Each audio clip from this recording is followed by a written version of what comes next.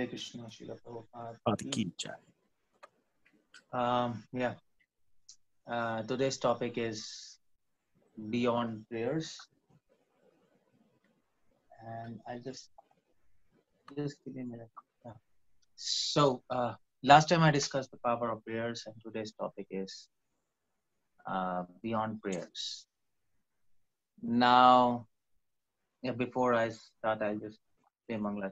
I'll just be sincere. Then we'll start. Om Jnana Timrantasya Jnananjana Shalakaya Chakshurunmilitam Yena Tasmai Shri Gurave Nama Om Vishnu Padaya Krishna Prasthaya Bhutale Srimate Bhaktivedanta Saraswati Deve Gaurvani Pracharine Nirvishesh Shunyavadi Paschatishta. Is my voice clear? Very clear, Prabhu. Okay.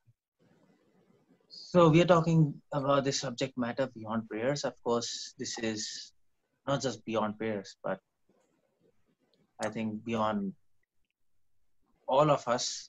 This topic as well is beyond all of us, because we are going to talk something which is maybe not exactly immediately relevant to us, but this is the goal of a life, what I'm going to talk about. But on the other hand, goal, that's also very relevant to us. Although we cannot attain goal today or at this moment, it will take time. But the goal helps us to set our sadhana, our practice. Like for example, if my goal is to go to Delhi from Punjab, then probably I like to go by a train or a car. I'll not go by a bicycle because it's very far off. So you see the point, the goal sets the practice, the means. If from my place I have to go to another house, to nearby house, I will walk, I'll not go by train. So that's the whole point. Srila Prabhupada said, always keep your eyes on your goal. That's very important. Priti sadhe bhavet sadhe bhava. If the goal, if you forget the goal of life, your practice makes no sense. So anyway, so this lecture is relevant to all of us, although not immediately relevant, but it's relevant because it's setting a goal. But at the same time, it's also immediately relevant because if we understand the goal, it will help us to prune and also, let me say prune, or it will help us to mold our practice of devotion. We all are chanting Hare Krishna. Prabhupada is chanting Hare Krishna. Advanced devotees are chanting Hare Krishna, but the result is different for all of us. Now why? Even a materialistic person, even a new person, he might chant Hare Krishna, but the result is different. What makes a difference? What makes a difference is the understanding of the goal. That makes a difference. That gives different results to different people who are chanting the same mantra. Now, let me start this talk beyond prayers, having said all these things, by a story. Now, there was an Islamic saint, a female saint, by the name Rabia. She is a very famous Sufi saint, and she was a great devotee of Allah, a Muslim. So once she was going to Mecca, and she was making a pilgrimage, and she was going, and she was paying obeisances, getting up, paying obeisances, getting up, like that. She was going just like we do Govardhan Parikrama. I mean to say, many people, if you go to Vrindavan, they do Govardhan Parikrama. They just pay obeisances, Dandavat. Then they put a stone, and again stand up, and again Dandavat, then put a stone, then again stand up, then put Dandavat, and again stone. So they just do. So that's called Dandavat Parikrama. So similarly, in Islamic tradition, there's a tradition to go to Mecca by doing Dandavad journey. That's called. She was doing that, especially in a desert, which is very hot sand. It's very difficult to actually prostrate completely, but she was doing. And she was praying and praying and praying and praying and praying. Every second she was praying. She was known as a very big devotee, very big saint. Even when she was living, very famous. Now she, uh, as soon as she approached Makkah, just she was very near to Makkah. Allah appeared to her. I mean to say, she heard the voice of her, and she just stopped and she said, "What happened, my dear Lord? I'm coming to visit your house. Why do you address me now?" So Allah said, "I'm happy with you. At the same time, I don't think so. Uh, you are so eligible to come to my house." She said, "What happened? What's the problem with me?" He said, "Well, you were continuously praying to me. You're praying and praying and praying and praying. But the problem is, my house is full of prayers. So many devotees all around the universe, they are praying and praying and praying. And my house is already full of prayers. So when you were praying to me, I didn't know where to keep these prayers, where to store them. It's already full of prayers. They're very dear to me, but I don't know where to store them. So I don't want prayers from you. I've already got so many prayers. What I want from you is separation." Now that's where the difference between prayers and separation comes. I want separation from, not just prayers. Everybody prays to me. Nobody feels separation from. So there's a difference between prayers and separation. Chaitanya Mahaprabhu, he lived 48 years in I meant to say, yeah, he did pastimes 48 years on this planet Earth. And of that 24 years, he was in Nadia, and last 24 years, with sannyas, he was in Puri. And of that 12 years, he was simply, almost last 12 years, he was sitting in Jagannath Puri. And of that 12 years, 6 years, he was completely shut in Gambhira. And what he was doing? What he was doing? He was simply feeling separation from Lord Krishna. In fact, Chaitanya Charitamrita, entire Chaitanya Charitamrita is is is a is a is a let's say is a book. It's a treatise which is teaching us how to feel separation from God. Chaitanya Mahaprabhu last 6 years, he didn't do anything. He didn't even preach. He was simply feeling separation because he said the best offering you can give to Krishna is a love in separation. That's the best offering. That's what Krishna likes the most. He can accept your offering, patram pushpam phalam toyam, but he likes a separation. He wants that separation. So, is there any verse in Bhagavad Gita where Krishna says, "I want separation" as an offering from? Yes, there is. 12th chapter, 9th verse. Abhyasya apya samarthvasi. What's that? Abhyasya apya samarthvasi.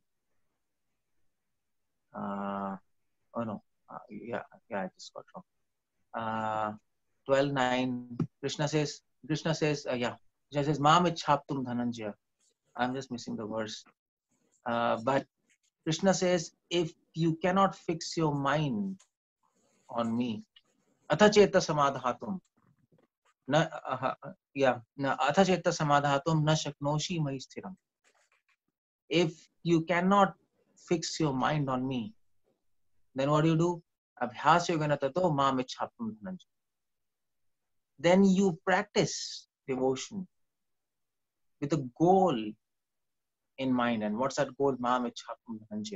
With a goal, what's that goal? Whatever we practice devotion, the goal is to develop a desire to attain him. Or in other words, to feel separation from him. It's the same thing. That's all. So Bhagavad Gita also sets the goal as love and separation. Prabhupada has written Elevation to Krishna Consciousness, and that is, Prabhupada says, our goal is not love. Madhva Sampradaya, Sri Sampradaya, they set the goal of devotional service as liberation. They talked about love, but they said the goal is liberation. In Bhakt Sampradaya, Vallabh Sampradaya, they also talk about love, but the goal is Lord Himself or His mercy. And Chaitanya Prabhu said, well, our goal is none of these. Our goal is love. And even within love, our goal is love in separation. Prabhupada writes in Elevation to Krishna Consciousness. So that's the gift we must give to Krishna. And that's what happened in Ras Leela. When Krishna played flute, all the gopis came to him and he suddenly disappeared. Why disappear? To torment them? No. All the acharyas explain he disappeared because he wanted one thing from gopis. So what he wanted? He wanted the mood of separation from them. So when he disappeared, they felt intense separation, and that gave him a lot of happiness. That's our Gaudiya Vaishnava philosophy. So beyond prayers, what is beyond prayer? Separation. Now, why separation? The question is, why separation is more powerful than prayers? What's so special in separation? Feeling separation from love. Now, well, one point you have to notice: you can pray, but you might not feel separation. But when you feel separation, automatically you pray. That's another topic. But I'm talking about prayers without feeling separation and feeling separation from love.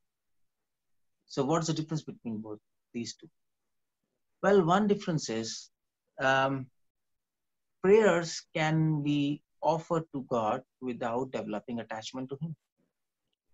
It can be offered to Him without developing attachment. But separation cannot be felt without developing attachment. Prabhupada says in Nectar of Devotion, in later chapters, he says, there's no question of feeling separation without attachment.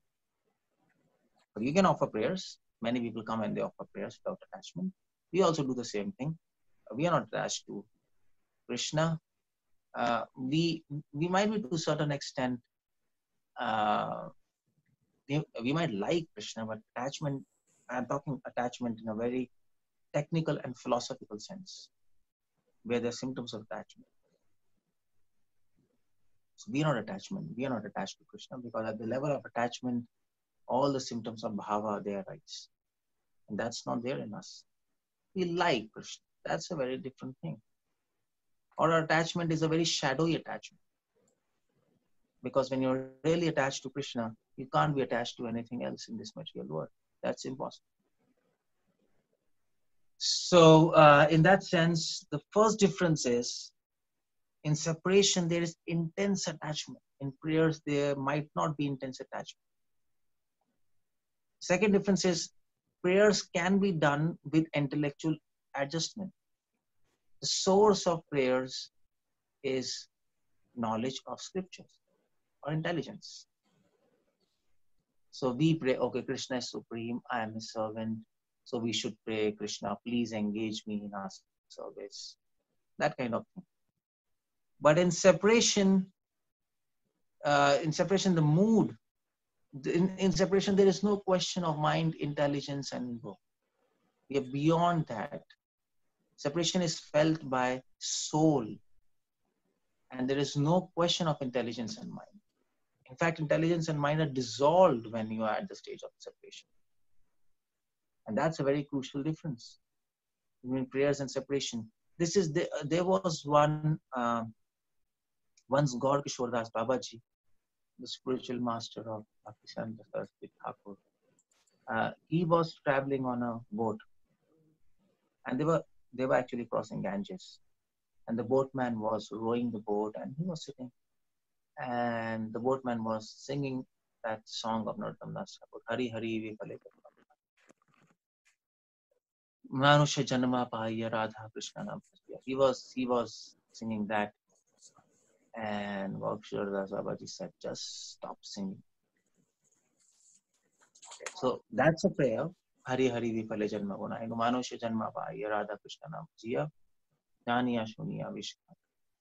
That's a prayer to Hari, which Narottam Das Thakur is singing, but this boatman is singing. He's praying. But Gaudshya Babaji said, stop it. You are singing, but my heart is breaking. I cannot hear this because I'm feeling separation from God. You see, so at the level of separation, you might not be able to pray. Your voice might become indistinct. That's where Prabhupada says in Chaitanya Charitamrita, one of the purport, the day when you will not be able to chant distinctively, that day you can know that your chanting is not successful. That's also one perspective, by the way. You have to chant distinctively and hear every word. Then we think our chanting is very nice and successful.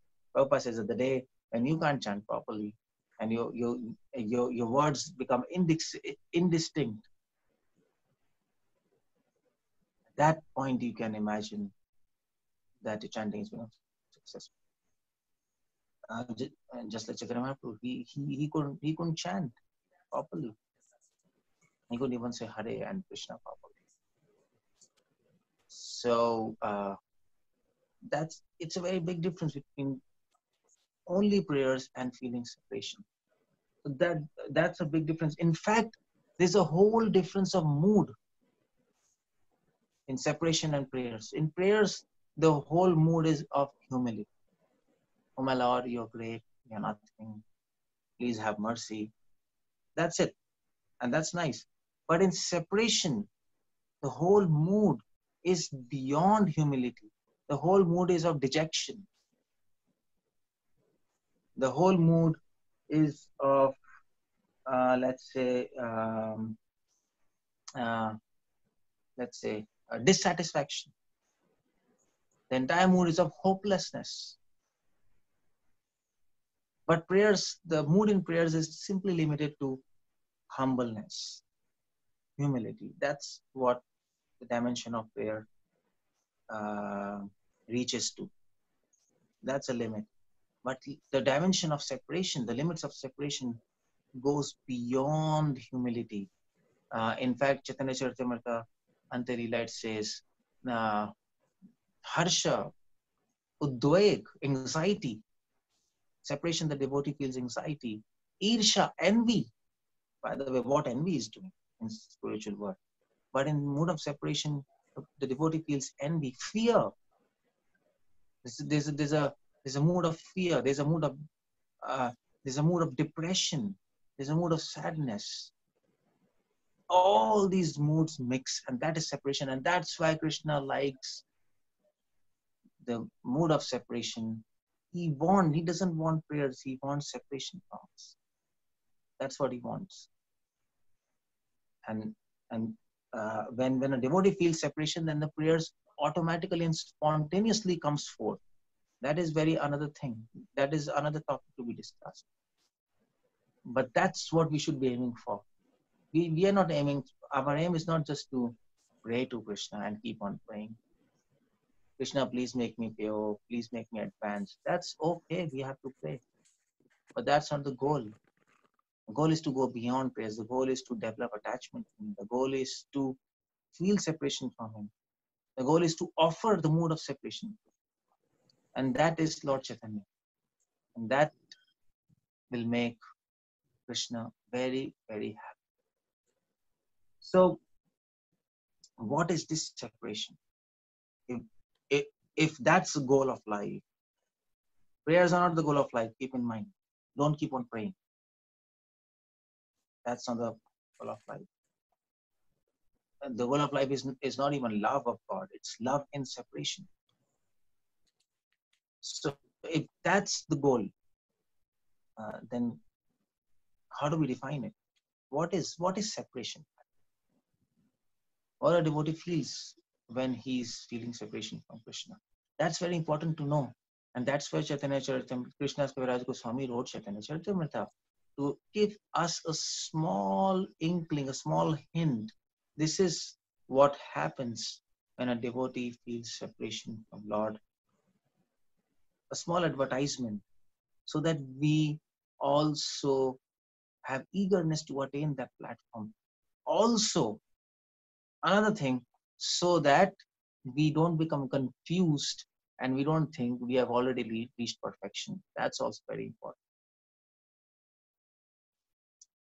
So, what is mode of separation? Mahaprabhu himself explains it. The prayers he explains in the fourth and fifth verse, which I discussed last time. And the separation he discusses in 6th, 7th, 8th verse of Shikshashtakam. Nenam galada shrudharya vadnam gadadaruthya gira ulkarnichitam vapugata tavanama bhavishyati. 7th verse, Yugaitam nimishena chakshusha pravarshaitam shunyaitam jagat sarvam bhotam nagilahiname. And 8th verse, Ashlishava padratam pinashtumam adarshana marmatam parotava yatha tatha vavatathadulam pato matpana tastu sayam. This is what is mode of separation in 3 verses. It's very important to understand these 3 verses because we should know what we are doing, where we are going. Otherwise, if we don't know where we are going, our whole practice of devotion, our chanting will be messed up. We'll not be able to know how to chant properly. As I told, the goal sets the practice. So, what is 6th verse? Nayanam galado shrudharya vadinam gadadaro dhyavira pulkarnichitam vapugata tavanamam bhanima vishyati. Chaitanya Mahaprabhu is praying, Oh my Lord Krishna, when will that day come when I will have tears in my eyes, I will roll on ground, my hairs will stand on end? Very beautiful verse. And what this verse is talking about? This verse, you see these 3 verses. This verse is talking about Trinada Pisumiji. What Chaitanya Mahaprabhu said, these are the 3 qualities to always chant. Trinada Pisunichena Tarore Pasaishnam Amanena Mandena Kirtana Sadahari. Be humbler than a blade of grass. But what is the meaning of being humbler than a blade of grass? Is it just a superficial etiquette of bowing down in front of everyone? Or is humility just speaking softly to everyone? That's not just it. That's not what Chaitanya Mahaprabhu came to teach us. That's every human should act. But Chaitanya Mahaprabhu has himself defined what is Nata Pisunichana in this verse, in the 6th verse. He says, Nayanam Galadu Shrudharya. He says, when will that day come when I will have all these symptoms? This 6th verse defines what happens to a devotee when he feels separation, external symptoms of separation. What will happen to you when you feel separation? You will have tears in your eyes. You will roll on the ground. You will have hair standing on the end. Is it happening to all of us? If it's not happening, you're very away from the goal. Remember that we have to attain the goal before we die. And the times are bad. You know all these things. There's so much problem going on. We can die at any moment now. At least this time we should realize we are in a very dangerous position and we have not reached the goal. So Chaitanya Mahaprabhu says this is humility. Why this is humility? Because in this verse, Mahaprabhu is praying, Oh my Lord, when will that day come when these symptoms will arise in my heart? In other words, Lord is praying, Oh my Lord Krishna, please accept me as your servant and give me the salary of love of God. Das kari vetan prem, das kari prema vetan ve. Bhakti Thakur says. This is what he's praying. This is what he's praying. Love in separation. He's saying, Oh Krishna, accept me as a servant and give me love in separation. Give me this. Give me love in. Give me this love in separation. He's praying like that. So these are the external symptoms. of love and separation, which a devotee will experience in his body. So, in other words, that is humbleness. Oh, my Lord, please accept me as your servant, as a slave, and give me salary. What is it? This is humbleness. What else? Only a humble person will pray to his master, accept me as your servant, and give me the salary of love. This is humbleness. Humbleness, true humbleness, is characterized by a desire to attain love. That is true humbleness. An egoistic heart will not have a desire to attain love, will not have a desire to perfect his life, because that's egoistic heart. The egoistic heart wants to become master and not a servant. And that's what is sixth verse. Sixth verse truly signifies what is humility. If we don't have a desire to attain love of God. How much desire? How much desire to attain love of God? Just as a fish cannot live without water, or just as a girlfriend cannot live without boyfriend. Same kind of desire we should have, that intense desire to attain love of God. And then in Krishna's eyes, we are truly humble. Otherwise, we are not humble. Otherwise, we are ordinary devotees with praying to Him, offering some prayers to become pure and to be engaged in service. That's all. We are not perfect, ideal devotees. In his eyes, then we are not humble. We are trying to be humble, but we are not humble. And that's the sixth verse. Seventh verse is Yugaitam nimishena chakshusha pravarshaitam shunyaitam jagat sarvam govinda vedahiname. Lord Chaitanya, this verse is Taroreva Sahishnuna. Tolerance. What is tolerance? Okay. Superficially, we should tolerate we should tolerate uh, devotees, isn't it? Sometimes you have to tolerate devotees in a congregation movement. You might have to tolerate many difficulties which come in the way of preaching. Might have to tolerate uh, cold, hot seasons, pain, bodily infirmities, diseases. That's okay, but that's very superficial tolerance. That's tolerance at level of body and mind. That's not what Mahaprabhu is teaching. That's required. That's obvious we should be like. That's a human. But what's a Vaishnava? Mahaprabhu defines what is tolerance. In his words, Yugaitam nimishena chakshusha prapachaitam shunyaitam jagat sarvam govinda viraname. Oh my Lord, in your absence, I feel one moment to be 12 years or more. I cannot tolerate. The gopis are saying, I feel one moment to be 12 years or more. They are tolerating. Gopis are saying, without you, everything seems void. We feel no interest in this material world. So what we have to, they are tolerating, a devoting mood of separation is tolerating the burden of his life without Krishna. This burden of a life that we are living, that they're tolerating. Or they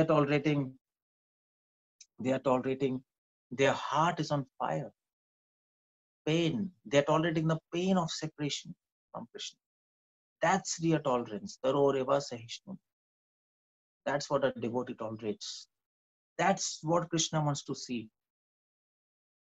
And then he will appreciate Taroreva Sahishnu. Because that's the most difficult to tolerate. The most difficult thing to tolerate in this particular world is the pain of separation. Everything else is way below. That's why Gopi's tolerance is the highest. So that's Taroreva Sahishnu. And the third is Yugaitam nimishena chakshusha pravarshaitam shunyaitam jagat sarvam govinda vihaname. This is Aman and Aman. Not receiving respect, giving respect. So at a superficial level, we are giving respect to all devotees.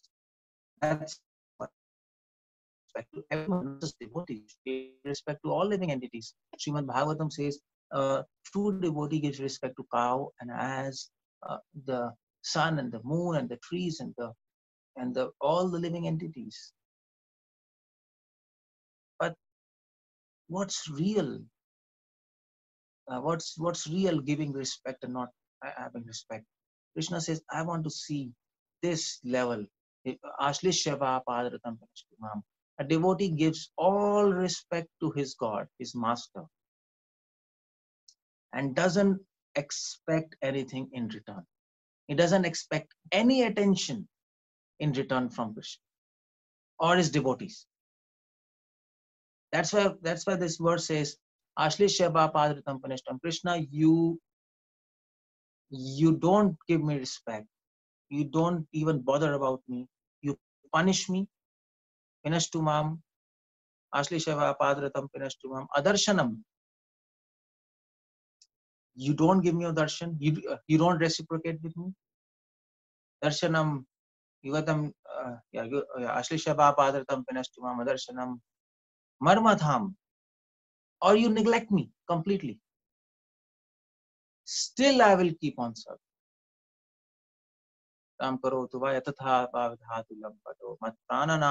Still you are my prana. This mood is aman and aman. We don't expect any kind of honor. Honor is very gross thing. We don't even expect any attention from a master, from any devotee or from Krishna. We don't expect. But on the other hand, we give full attention to it. That is real love and separation. You see this mood of love and separation. This mood is not there in prayers.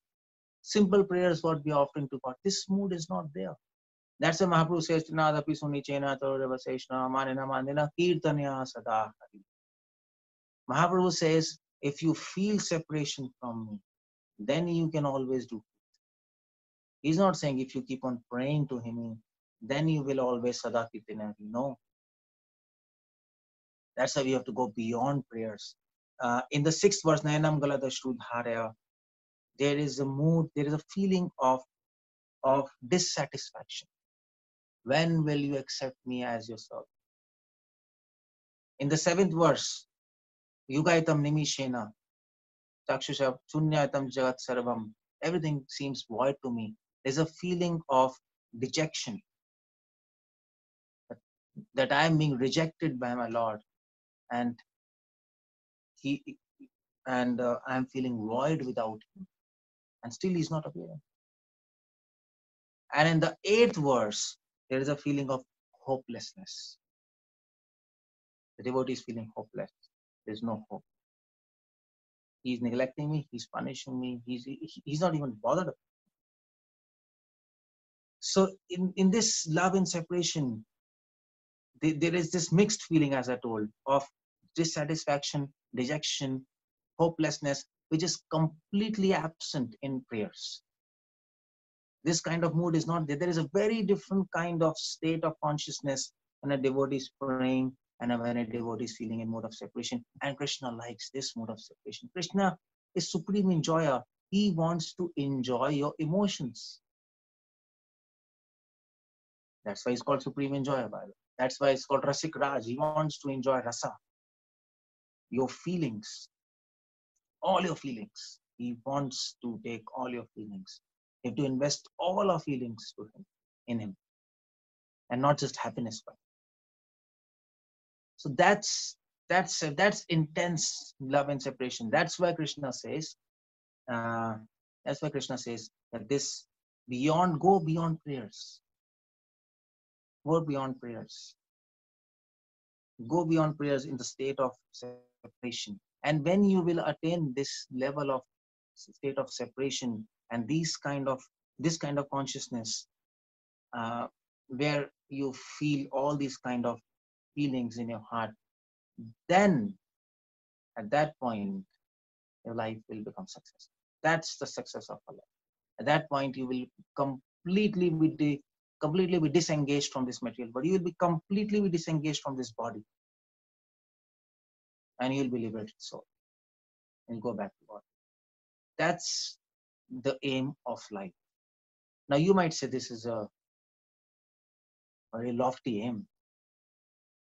Where we are now, we are nowhere. Now you see the point. This is not a matter of preaching. I'm not preaching to you. I'm not giving you a lecture. The point is you have to all look in your heart where you are. You might be a simple devotee, you might be temple president, you might be Nyasi, you might be whatever you want to be. But look in your heart where you are. Where you are in relationship to this goal. Are you feeling all these things?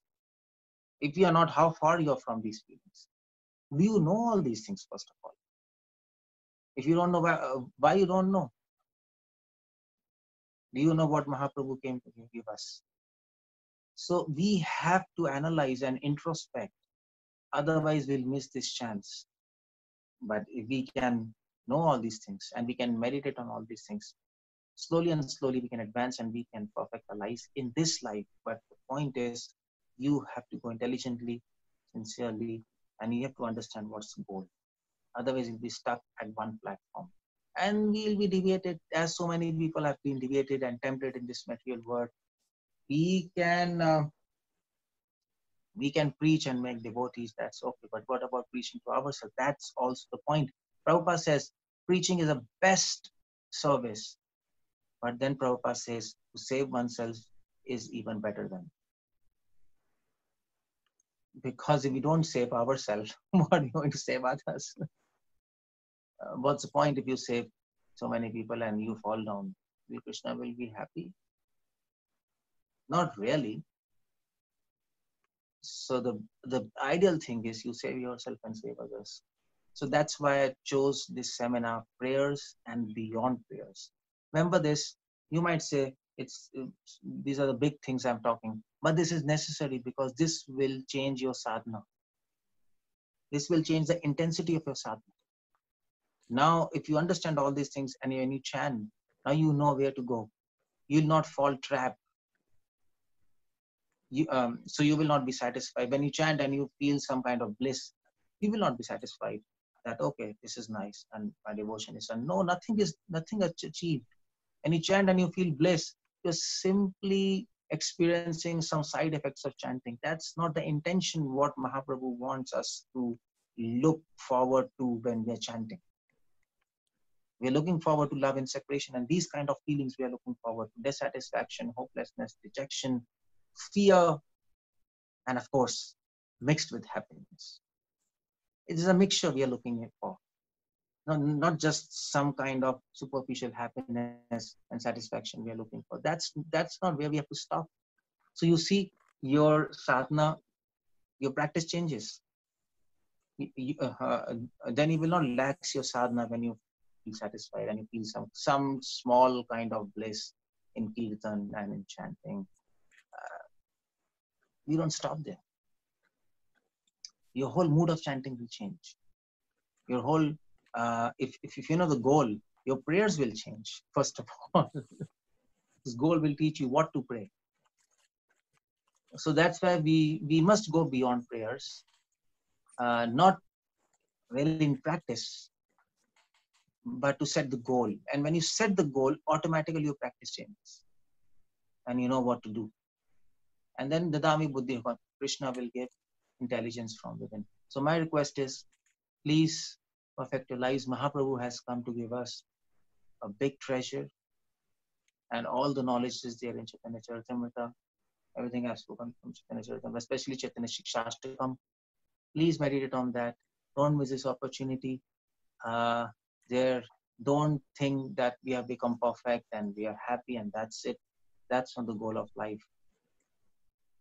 And understand yourself, help others to understand, and encourage people to attain the goal of life within this lifetime, which is possible by Srila Prabhupada's blessing, by Mahaprabhu's blessing. Hare Krishna, Srila Prabhupada ki jai. Any questions, any answers you want to ask? Wonderful, wonderful, Prabhu. Thank you very much again for a fascinating class. Beautiful summary, very easy for us to understand.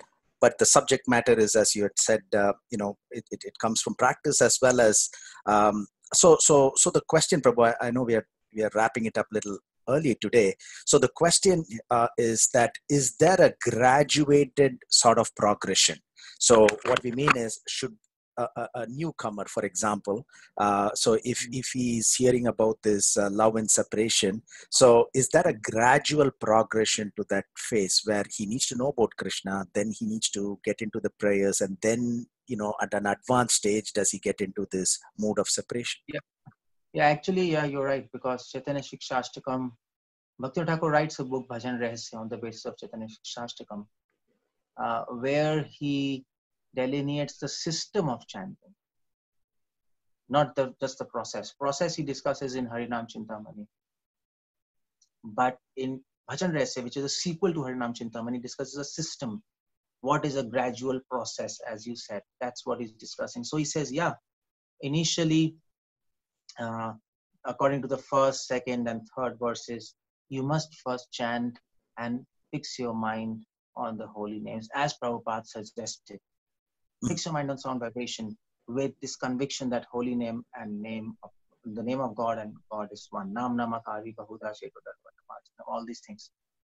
And then he says, when your mind is fixed on holy name, then you gradually progress and start praying to Krishna. Start praying to the holy names. And this kind of fourth and fifth verse gives you sort of indication how to pray. But then when you start praying, then Krishna will give us intelligence how to pray, how to build prayers, on those two verses. He will guide us. And then when the devotee starts praying while chanting, and the prayers and chanting fuses, then he is eligible and ready to go to the next stage of this love in separation.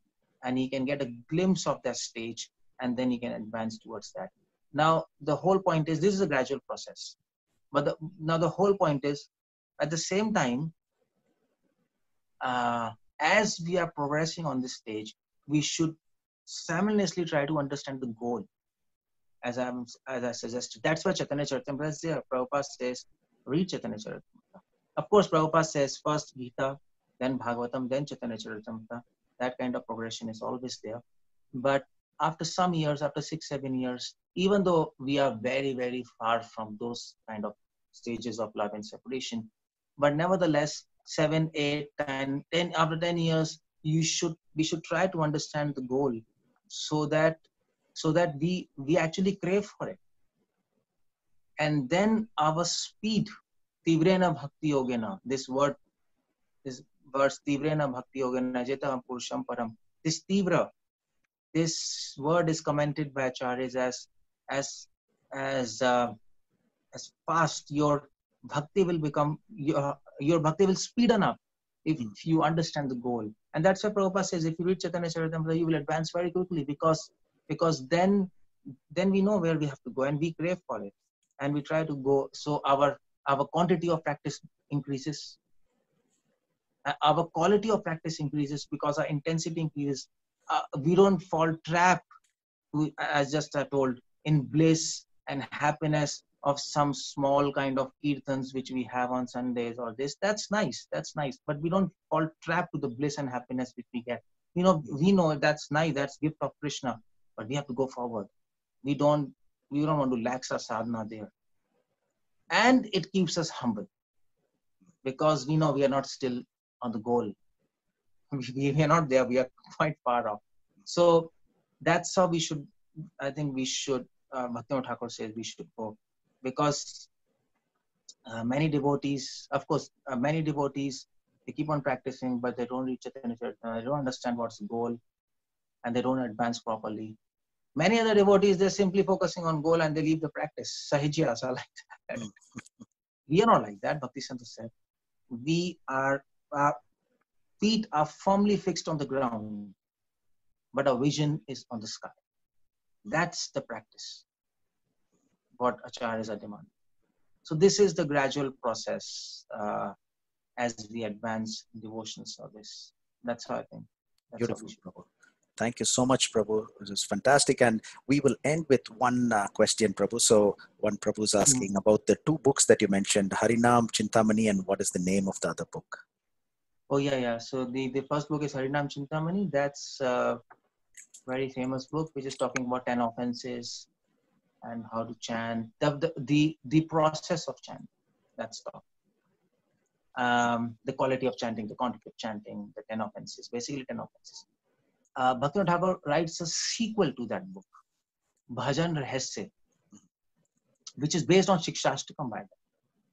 And he teaches us how to do chanting on the basis of Shikshashtakam. And there he delineates a system of chanting. System by system, I mean the gradual progression of chanting from one stage to another, to another, to another. How should we go? We should not skip and jump over stages and go forward. So that book gives us the eligibility, the adhikar, where we are, what we have to do. That's how Bhaktivinoda Thakur writes this two books, Harinam Chintamani, Bhajan Rahasya. Prabhupada mentions this name. Prabhupada mentions Harinam Chintamani in his books also. And these two books are very famous when Gaudiya Math was there. It's also now, it's translated in English, available on net. You can read them. And of course, I mean to say, first of all, you can read Prabhupada books. I'm saying some general advice. Read Prabhupada books, and then you can read these two books. That's nice. Wonderful, That's Prabhu. So we have one more minute. I would just like to ask this question as a continuation from your wonderful class last week. Is that about the prayers, the power of the prayers? So do you suggest and recommend to the devotees when we are praying that, you know, do we come up with some prayers, or there are wonderful prayers from our acharyas in Srimad Bhagavatam that we repeat those wonderful prayers and try to be in that mood when we offer the prayers? Oh, actually, Rupa Goswami discusses this subject in Nectar of Devotion, and he says there are two things, stava and stotra. So stava are prayers which are self-composed. Stotra are those prayers which we repeat. So he suggests that initially we should take prayers from Bhagavatam and from other sources, from other books also, from Gita also, there are prayers from Chaitanya Charitamrita. We repeat them and offer to Krishna. But it's not just a mechanical repetition. Try to understand the mood in those prayers. And as we keep on praying and we understand the mood, slowly, spontaneously, our own prayers will manifest from our heart, which are relevant to us. So those prayers will give a frame of mind. First of all, we should repeat prayers. That's very important. Otherwise, if we start composing our own prayers now, then we will compose something absurd and rubbish and not even philosophically in line. And that will be very displeasing to Mahaprabhu. As in Chaitanya Charitamrita, one devotee came, he composed his own prayer.